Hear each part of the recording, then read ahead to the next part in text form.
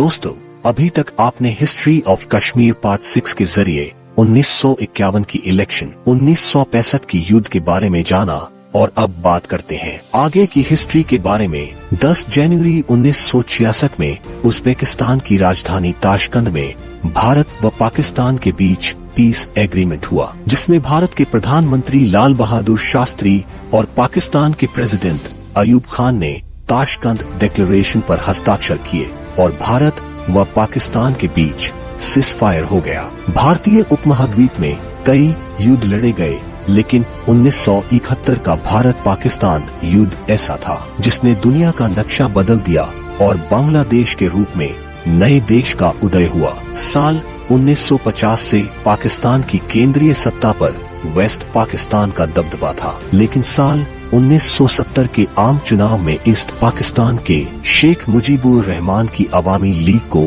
पूर्ण बहुमत प्राप्त हुआ और वे प्रधानमंत्री पद के दावेदार थे। लेकिन वेस्ट पाकिस्तान ईस्ट पाकिस्तान के नेता को देश पर शासन करने देने के लिए तैयार नहीं था और ईस्ट पाकिस्तान में पाकिस्तान की हुकूमत का विरोध जोरों पर था। 26 मार्च 1971 को पाकिस्तान आर्मी ने ईस्ट पाकिस्तान में ऑपरेशन सर्चलाइट शुरू किया और इस विरोध को सैन्य ताकत से कुचलने की कोशिश की और इस वजह से वहां के करोड़ों लोगों ने भारत में पनाह लेना शुरू कर दिया और ईस्ट पाकिस्तान में मुक्ति वाहिनी सेना ने एक स्वतंत्र देश बनाने की जंग शुरू कर दी। इधर भारत की तत्कालीन प्रधानमंत्री इंदिरा गांधी ने ईस्ट पाकिस्तान के लोगों की स्थिति में सुधार की आस लेकर अमेरिका के राष्ट्रपति निक्सन के पास पहुंची और ईस्ट पाकिस्तान के लोगों के हालातों के बारे में बताया और हस्तक्षेप करने की गुजारिश की, लेकिन अमेरिका के राष्ट्रपति निक्सन ने किसी भी तरह की मदद करने से इनकार कर दिया। इसी बीच 3 दिसंबर की रात को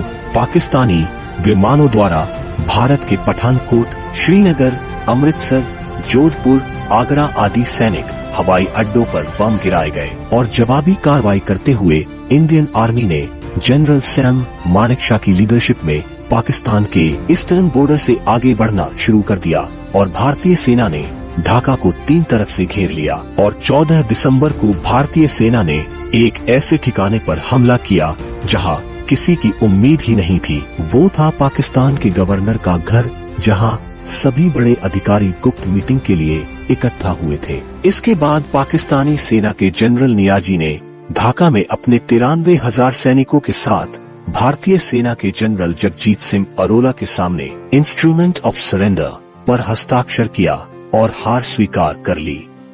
13 दिन की जंग में भारत के कई वीर जैसे कैप्टन महेंद्र नाथ मुल्ला, नायक अल्बर्ट आका आदि ने अपनी जान की बाजी लगाते हुए जीत हासिल कर ली और इस तरह बांग्लादेश का जन्म हुआ। 16 दिसंबर 1971 के युद्ध में पाकिस्तान पर भारत की ऐतिहासिक जीत के उपलक्ष्य में विजय दिवस मनाया जाता है। आगे के इतिहास जानने के लिए वेट कीजिए हमारे अगले एपिसोड का